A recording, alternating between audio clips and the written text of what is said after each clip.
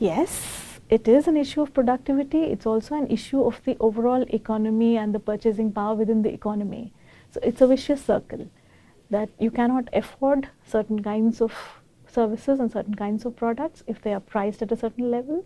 So it's a low spiral of low prices, low productivity, and low returns. So that's where we are.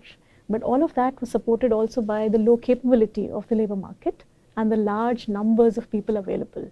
So if people were to lose jobs or people were not willing to do jobs, there would be a large fleet of alternative surplus labor available.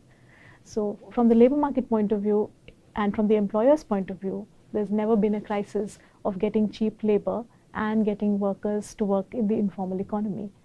So for that to change, we need to improve the human capabilities, increase educational levels of the youth, and that's happening. So the future, I think, should be brighter if productivity levels increase, if skill development takes place under the National Skill Development Mission, as the Government of India is.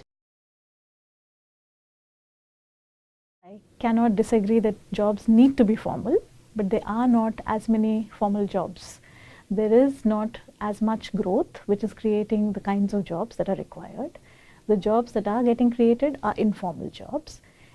There would not have been such a problem with informal jobs if they were well-paying jobs and if they had the basic worker rights protected.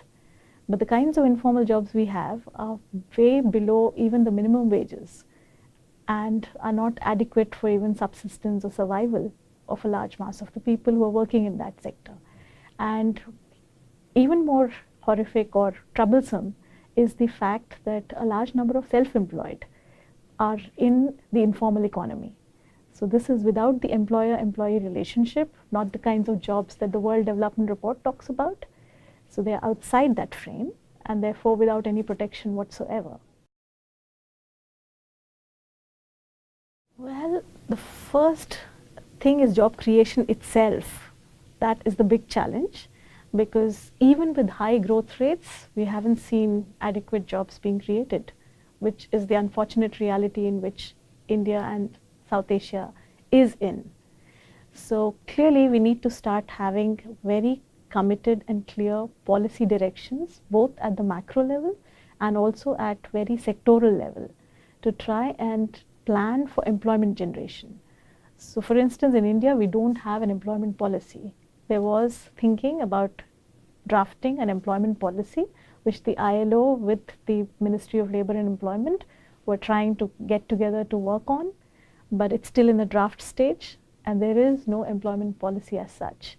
So we have a national manufacturing policy, we have a skill development mission on the other hand, we have a few sectoral policies which have come in place which are talking about employment generation, which is good, but unless we have more of these in place and we actually make them effective, I can't see how more jobs are going to be created, because we have to start planning for employment now, as we did in the past with human development concerns to some extent, and education is a good example.